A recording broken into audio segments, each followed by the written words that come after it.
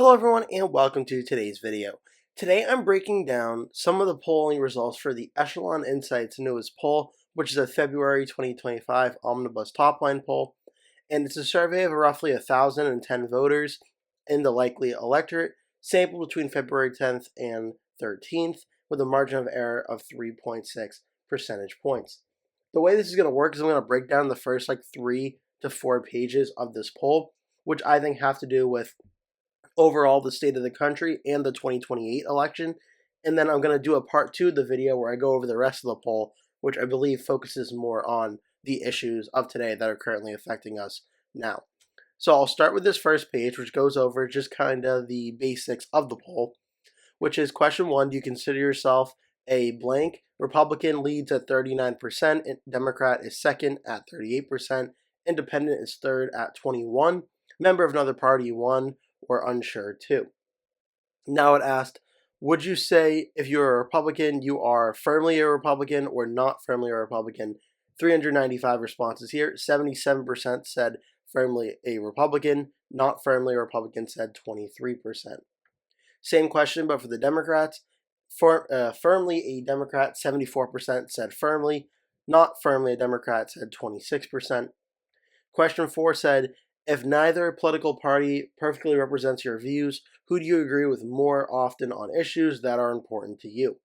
Republicans have 31%, Democrats have 26%, both equally agree often, narrowly leads with 35%, unsure is 8%. So a total consolidated support is total Republican plus Republican-leaning independents in this poll has around 47%. Total Democrat plus Democratic-leaning independents have around 44%, and total independent have around 10%. Now to page 2, where we get into some of the 2028 talk. But first, before we do that, a generic congressional question. This is obviously for the 2026 midterms. If the election for Congress were held today and you had to make a choice, for whom would you vote for specifically? Definitely, probably lean the Republican candidate, 47%. Definitely, probably lean the Democratic candidate, 46%. So once it's all added up, the Republicans have about a 1-point advantage.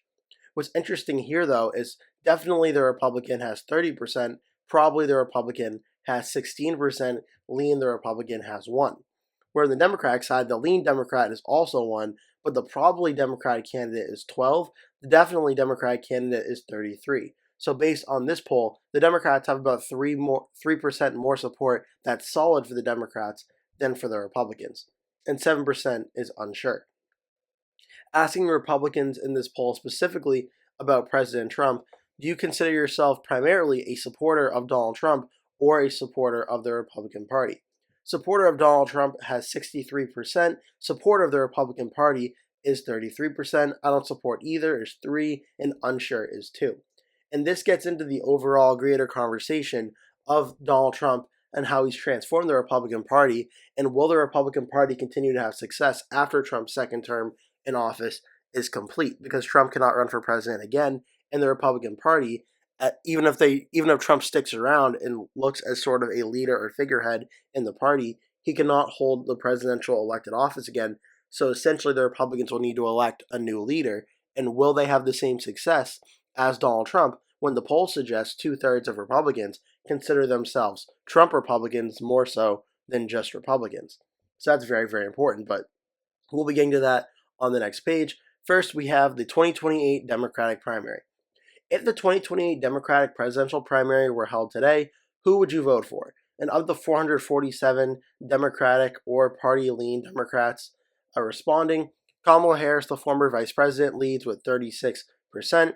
Pete Buttigieg, the 2020 presidential candidate, former mayor of South Bend, Indiana, and potential 2026 Senate candidate in Michigan, so there's potential he may not even run for president in 2028, is in second place at 10%. So a 26% lead separating Harris and Buttigieg in this poll.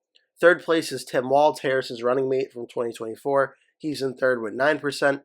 Gavin Newsom, the governor of California, is in fourth at 6%. Alexandria Ocasio-Cortez, the New York representative, is fifth at 5%. Gretchen Whitmer then follows at 4%.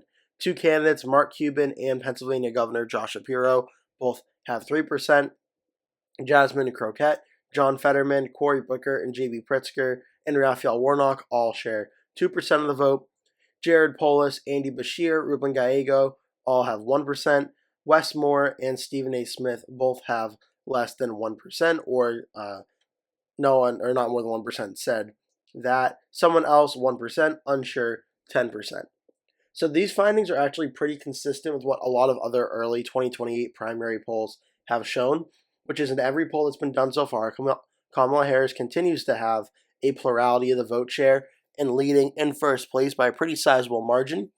It's not a very, I would say, it's not really surprising, seeing as the 2024 election just happened, and of all these Democratic candidates, which candidate is most likely to be known? It's going to be Kamala Harris. She was just on top of the ticket. She got like millions of votes in 2024, so it makes sense she's still the top of the race. The question would be 2 years from now, when these 2028 early Democratic primary polling is being done and things are getting a lot more close to the election, will Harris still be leading? That's the question. But right now, she has a very early lead over the Democratic primary field. And if things were today, if the primary was today, Kamala Harris would likely once again be the Democratic nominee in 2028. That's the Democratic side of things. On the Republican side, if their 2028 Republican presidential primary were held today, who would you vote for? J.D. Vance leads in similar numbers to Kamala Harris, actually. Vance has 39% of the vote. Ron DeSantis, the governor of Florida, is in second place with 10%, so a 29-point win for Vance over DeSantis. Kind of similar numbers to what Harris was leading by over the Democratic field, only about a 3-point better difference for Vance over DeSantis. Nikki Haley, the former South Carolina governor, is in third place with 8%. Vivek Ramaswamy, who's going to be running for governor of Ohio, is in fourth at 5%. Marco Rubio, President Trump's Secretary of State and former senator of Florida, is in 5th% with 4%. Ted Cruz right behind him, Senator of Texas, at 4%. Kristi Noem, the former governor of South Dakota, has 2%. Sarah Huckabee Sanders, governor of Arkansas, has 2% as well. And then Senators Tim Scott, Josh Hawley, governor of Virginia Glenn Youngkin, and former governor Doug Burgum all share 1% of the vote. Senator Katie Britt of Alabama has less than 1%, and Elise Stefanik, I either believe, was not polled or does not have any support in this poll. Someone else, 2%, unsure, 20%. So about double the amount of unsure support in this poll as it was on the Democratic side of things, going from 10% to 20%. But similar, Vance also has a strong lead over the rest of the Republican primary field right now, very similar to what Kamala Harris has. This question, as we get closer to 2028, and depending on how the Trump administration is doing and Trump's public comments about Vance, will likely give us an insight into where the Republican primary may be heading in 2028. It's very possible Trump comes out after the midterm elections and endorses Vance if Vance decides to run for president, and that kind of clear things up. I think there may still be Republican primary challengers to Vance in 2028, but I think a Trump endorsement would probably put a lot of them sort of away and not go up against Vance in a Republican primary. But that's all a conversation for a later date. Lastly, for which candidate did you vote for in the 2024 presidential election? Donald Trump got 48% of the polls' response. Kamala Harris got 45%. 1% said someone else. 5% said I did not vote. 1% said unsure. And lastly, the last page I'm going to go over here before I end this part 1 of the video is, would you say things in the United States right now are in the right direction, or is the country off on the wrong track? 51% of respondents believe the country's on the wrong track, 40% believe it's in the right direction, and 9% are unsure, which I believe is actually a lot closer, even though it is -11. You'd obviously rather be positive than negative. It is still better than some other past polls we've seen across the last 10 years or so, where it's often been like 35% right track, like 55, 65% wrong track. So this has actually improved a bit since President Trump has taken office. Still, definitely disapproved of or underwater with that, but definitely has gotten better.